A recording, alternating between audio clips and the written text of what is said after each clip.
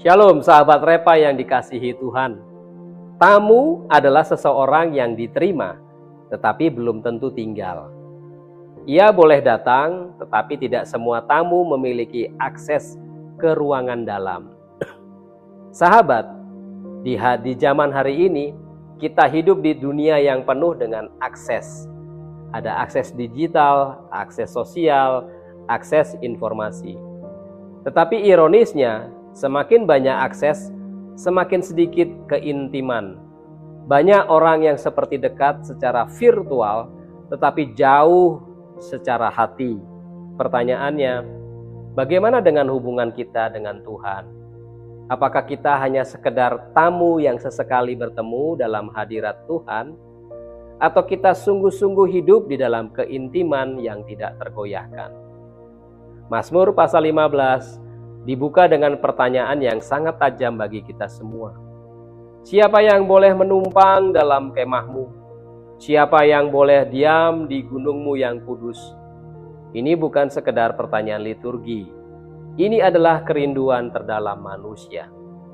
Hidup dekat dengan Tuhan tanpa jarak, tanpa kepalsuan, tanpa kegoyahan.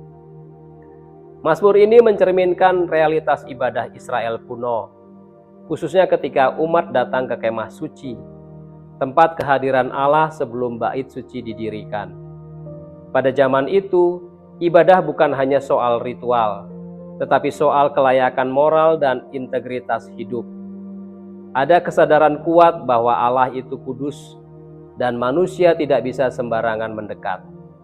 Mazmur pasal 15 kemungkinan digunakan sebagai liturgi untuk masuk, semacam dialog antara imam dan umat. Umat bertanya, siapa yang layak masuk? Lalu dijawab dengan daftar karakter, bahwa yang hidup benar, yang berkata jujur, yang tidak memfitnah, yang tidak mengambil keuntungan dari sesama. Artinya, sejak awal Tuhan tidak tertarik pada formalitas ibadah saja. Tuhan mencari keselarasan antara ibadah dan kehidupan sehari-hari.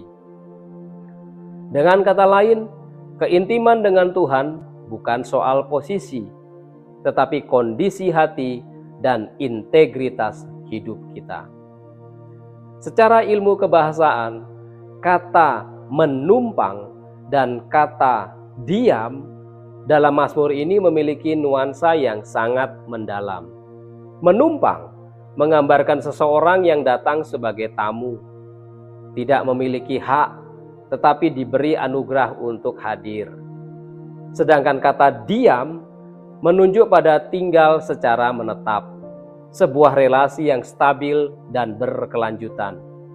Menariknya, penulis kitab Mazmur ini tidak menjawab dengan status atau identitas, tetapi dengan karakter-karakter yang disebutkan.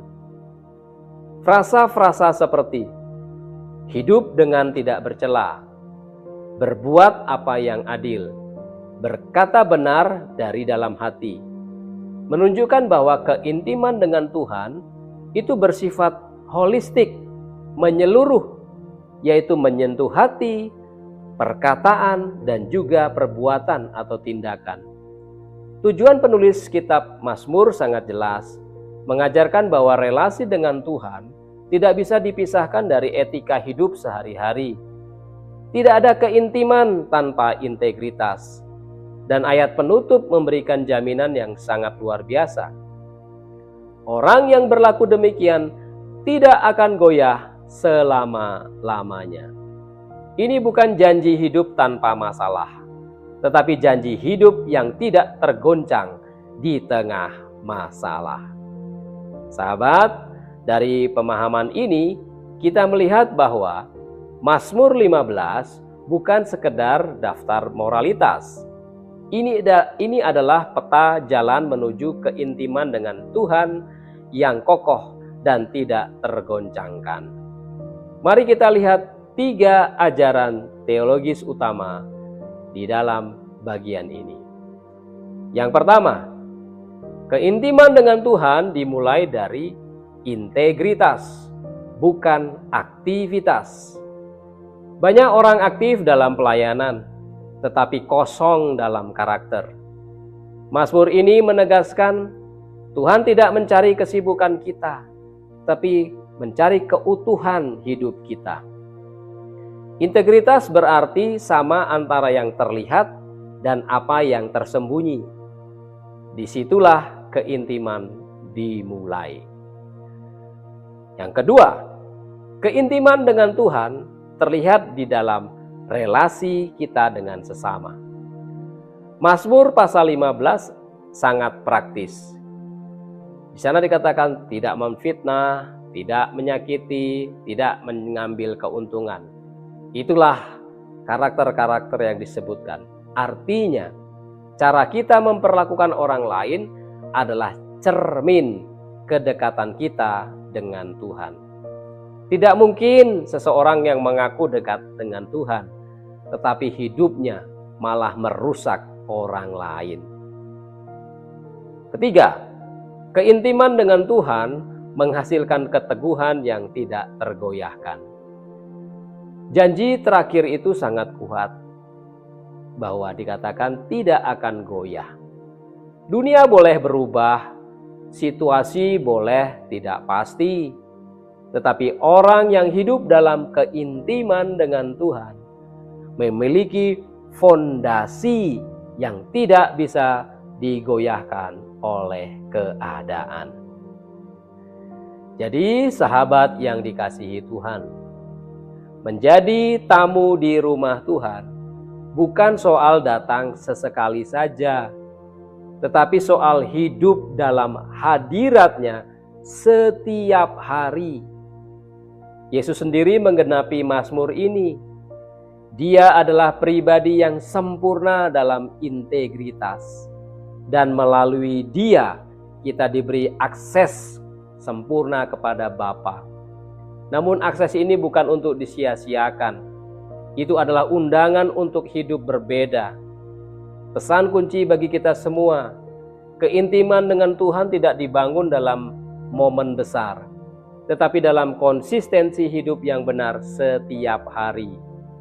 Mari kita bertanya dengan jujur, apakah hidup kita sudah selaras dengan iman kita?